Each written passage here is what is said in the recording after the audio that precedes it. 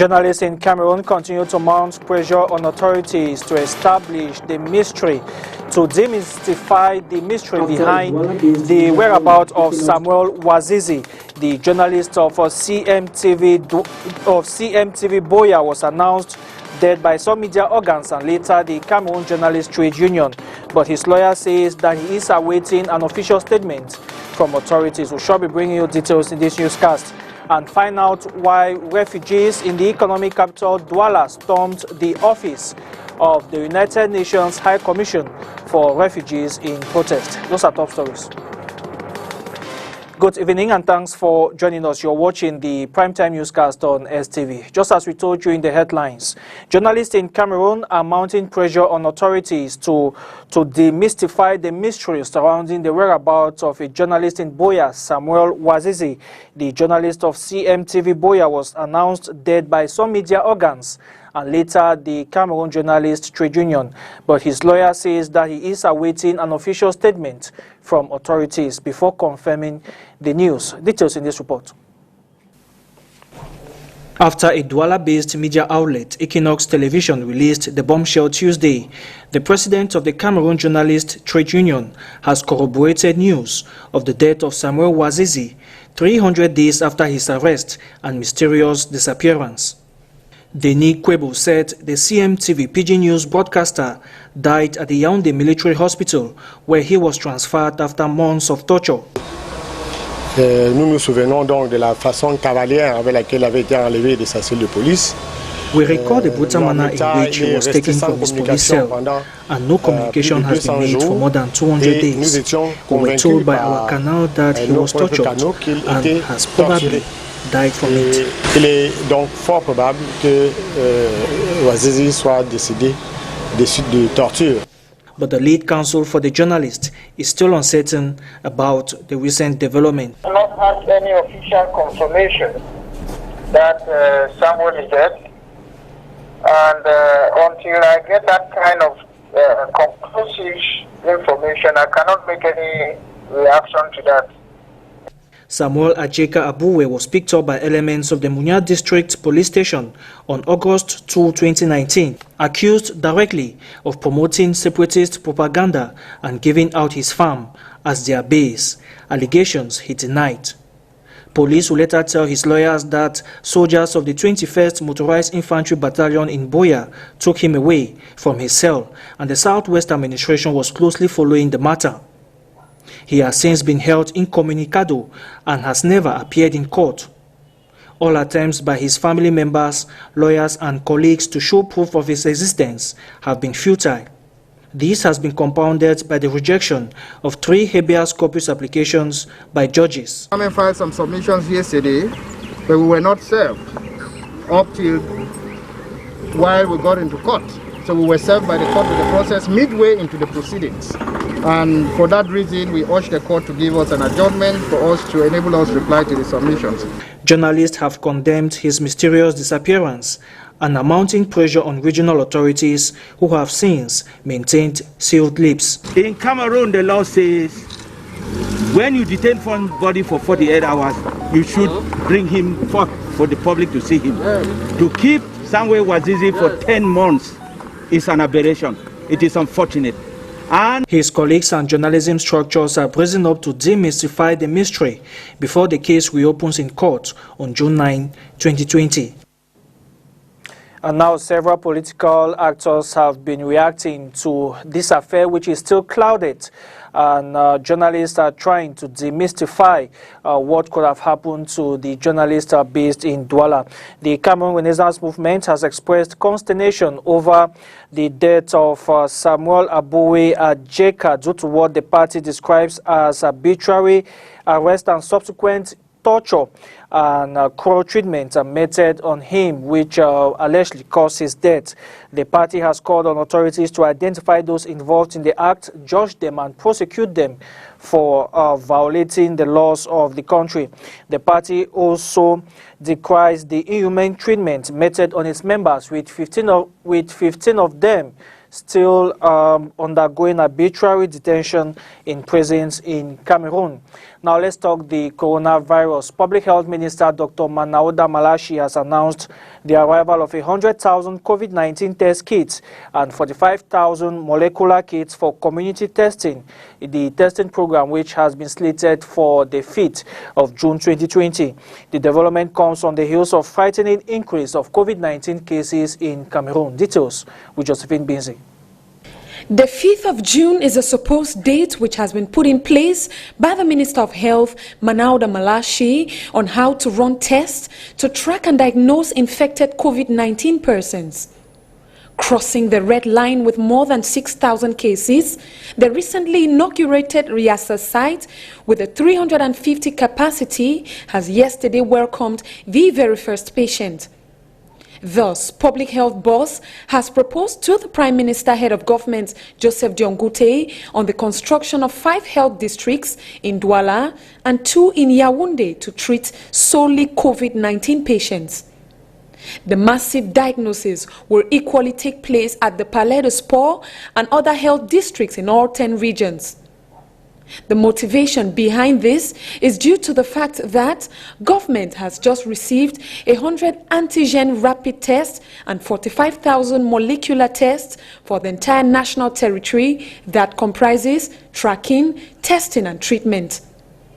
These sudden dispositions come in a time where Cameroon has recorded over 6,000 cases, with the last phase of the school year just relaunched, exposing more persons to community contamination. The need to respect hygiene, sanitation and barrier measures, government says, should be top priority to the entire Cameroonian population. And one of the areas that will be highly targeted during the communal testing will be the New Bell neighborhoods in the Dwala 2 municipality here in Dwala. The area continues to record alarming cases of the coronavirus. Inhabitants of the area say they are aware of the disturbing situation and are taking necessary precautions to mitigate the prevalence rate of the pandemic. Details with Katrin Kone.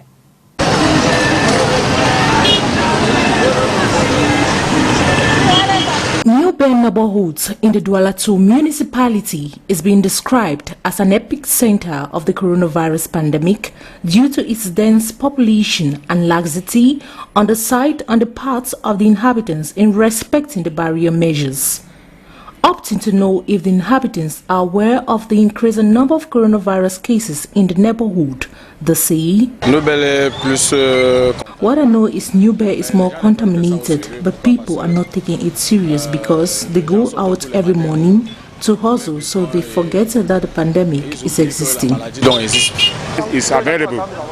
And here in New Bell, there are measures that the government have taken that people should protect themselves by wearing the masks that I'm wearing right now, and others to help the population that they should not be spread the disease to other people. To others, the report showing that New Bell is a hub of coronavirus cases is inaccurate. What test has been conducted to show that New Bell has increasing number of coronavirus cases? Let them show us an evidence. Whether there is coronavirus or not, we are already abandoned. While many are gullible to the existence of coronavirus in Cameroon, others have stuck to the hygiene and sanitation measures to mitigate the spread of COVID-19 in the country. And the high prevalence rate of COVID-19 in the New Bell neighborhood has been ascribed to the high population density of the area. Elizang was a guest on STV's program Cats to Tap. The inhabitants of New Bell told the public that the cosmopolitan nature of the neighborhood hosting the central prison and the largest market in the city could be factors that favor the propagation of the virus. Details with Josephine Binzi. Dwala is the second most affected city of the COVID-19 pandemic in Cameroon. And amongst the 6 municipalities in Cameroon's economic giant, New Bell in the Dwala 2 municipality is home to the most infected persons, going by the report published on the 20th of May by the Repost Unity against the coronavirus pandemic survey by the Dwala City Council. CPDM militant in the Dwala 2 municipality, Eli Zanzang, on the Catch Chuta program on STV, gives a frightening insight.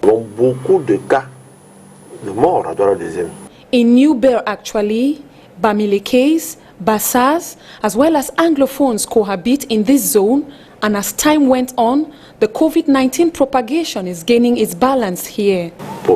It's popular and also very populated. And secondly, it is a locality of huge promiscuity. And thirdly, a very disorganized community. People live carelessly with the notion that the coronavirus doesn't exist.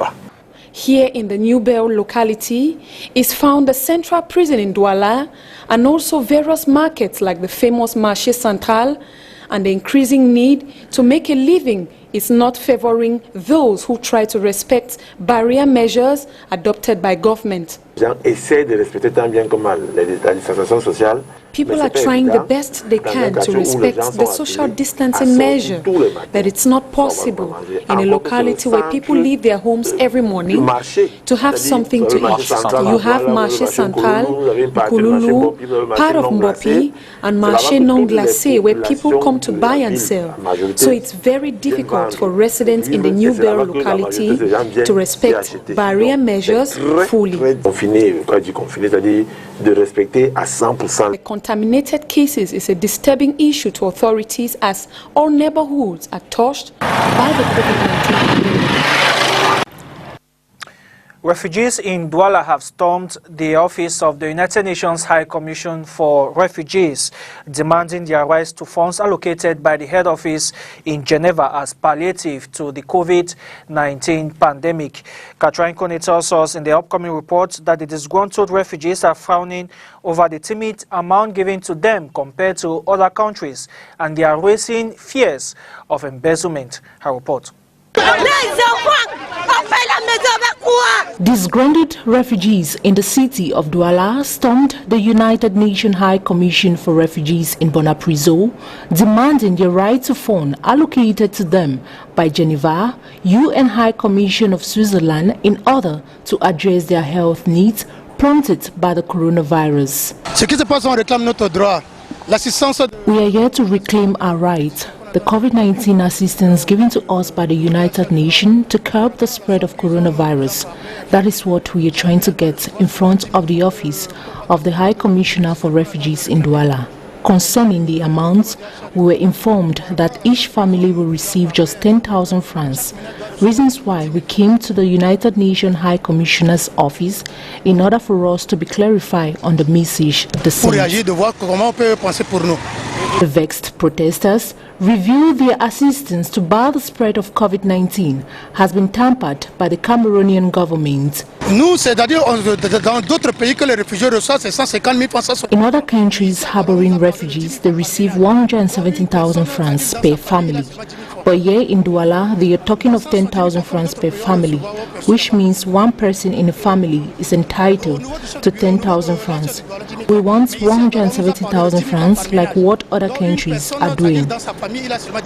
We have on several occasions complained to the High Commissioner for Refugees, but he refused to receive us, reasons why we decided to storm his office so that our voices will be heard. Voilà la raison que là aujourd'hui on a fait une descente pour voir comment il peut répondre à notre situation. Being the world's forcibly displaced population and more vulnerable to the global pandemic, the United Nations Refugees Agency allocated funds for refugees in order to enable them mitigate the spread of coronavirus.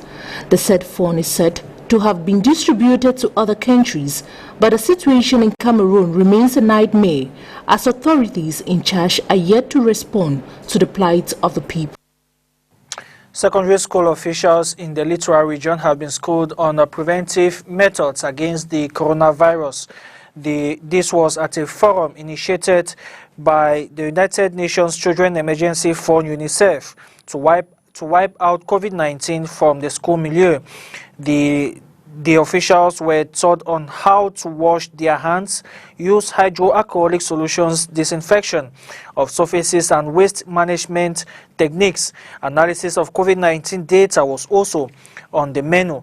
Let's now listen to Baga Denise. He is a sub-divisional inspector of secondary education for Banga in the Mongo division.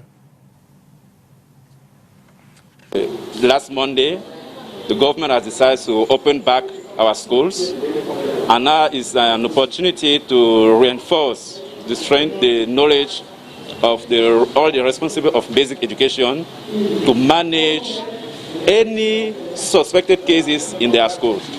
That one now we gathered to train them, to give them information, news, practice, and tactics in front of any cases. This training concerns all the subdivision basic education service for the littoral region, and we organize it in 2 sessions. First, we take the one of Dwala and near town of Dwala, that is Mungo and Edea. And tomorrow we'll continue with the other basic education of the region. We are not waiting that we have a problem and try to solve. This training is an opportunity after evaluation. We have seen that the first day the open were open, we have seen the authority go there to see how the administration, how teachers manage this new challenge. And 48 hours after, it's time to evaluate and to make sure that we are speak the same language, we are doing the same practice.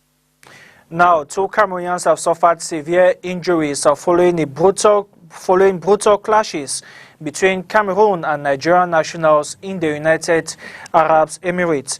As Josephine Binzi tells us, the violence erupted as a result of a long-standing tensions between both communities over business deals. Her report. It has been a bloody encounter between Cameroonians and Nigerians living in the United Arab Emirates, where Alain Tazo and Jean-Daniel Kwage suffered a near-death brutality meted on them by Nigerian residents. Serge Eloka, a Cameroonian resident in Dubai, explains the circumstances that led to this encounter. Les Nigérians ont agressé ces 2 Camerounais. Nigerians have attacked Cameroonians. They attacked them, and one person almost lost his eye, and they took away his purse with money and his mobile phone. At around 5 p.m., the Cameroonian community received a call that one of them has been attacked with knives, blades, and machetes. It's not a good thing to see. After all of this, a delegation of Cameroonian community came out massively to look into the problem. On the way, another Cameroonian was attacked with a hammer and a terrible wound on his face. Identifying the perpetrators was not an easy process, but he says there is hope at the end of the tunnel. Les Camerounais ont reçu arrêter 6 Nigériens qui faisaient partie. Cameroonians succeeded in getting hold of 6 Nigerians who were part of the group that attacked 2 Cameroonians, but amongst them was not found the perpetrators of these acts. All of them were taken by the intelligence unit, but I can assure you that they are now stable. Yesterday, Tuesday, they were discharged from the Rajid hospital. Danger is far from us, and they are in good health and Le danger alive. est écarté, plus de peur que de mal. Dieu merci, ils sont en santé et en vie. Africans seeking a business adventure abroad, but acts of violence are generally not welcomed. Calm has, however, returned to the Cameroonian community resident in Dubai, as they think the situation is stable. Out of the country, images of violence and looting has dominated America's news coverage of the protests against racism and police brutality. But most people participating in the demonstrations have not taken part in the mayhem. As we get more from the VOA. An emotional visit to the site where it all began. The brother of George Floyd at a makeshift memorial where a white Minneapolis police officer kneeled on his brother's neck, calling for calm and peace in the wake of widespread unrest that has unfolded since Floyd's death. Let's switch it up, y'all. Let's switch it up. Yeah. Amen. Do this peacefully, please.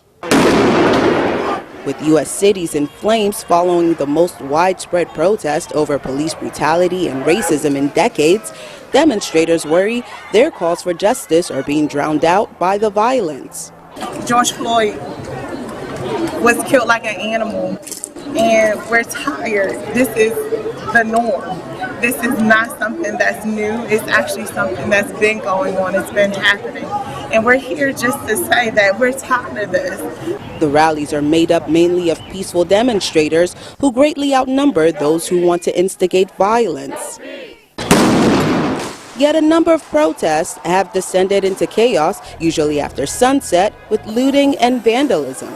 But most demonstrations across the nation have been peaceful, diverse, and unifying. Black people in this country have never had equal protection under the law. Never. When my adult children go out in the street wearing a hoodie, I don't have any fear for them. But every mother here fears for her children if they're black children, if they're black men in particular. It is wrong, it is unjust. Instead of resorting to violence, many protesters are instead finding ways to advance the cause of racial justice, like Matt Manning, a Texas attorney who is offering pro bono services to arrested protesters. He wants his sons to see how he used his skills to support the movement. If you look at the civil rights movement, people did for the movement what they had the best capacity to do. Some people were feeding everybody as they were planning the movement because their contribution was being able to cook for the movement. Other people, preached. Other people did a number of things. And the capacity I serve in as an attorney, I want to make sure that, when my days are done, I know I did everything I could to help people. And others are leaning on their faith. A time to hope. Writer Christina Pessoa is calling on her multicultural church congregation to action. As a believer, really grieves me the most is that in a nation that claims to be Christian, that these things really misrepresent God's character. And, I have 2 black boys. And one of the very first things that I taught them about who God is that he is just. But as nonviolent protesters struggle to reclaim the message of these rallies, many say decades of oppression and frustration has led to this violent moment in American history. A lot of the issues we see are systemic. These are compounded issues: educational system, the housing system, criminal justice, the disparate outcomes for black and brown people in this country that have existed since the inception of this country. Systemic issues that will take time to be resolved. Meanwhile, critics say the image of law enforcement breaking up a peaceful rally outside the White House so that Trump could walk to a church will do nothing to help a community seeking justice and healing. Jesus Melny, VOA News, Washington. And that does it for the primetime newscast on STV. Thank you very much for watching. More news comes up at 8 p.m. in the French language with Leila Ganzo. From the news and production team in Dwala, have a good night.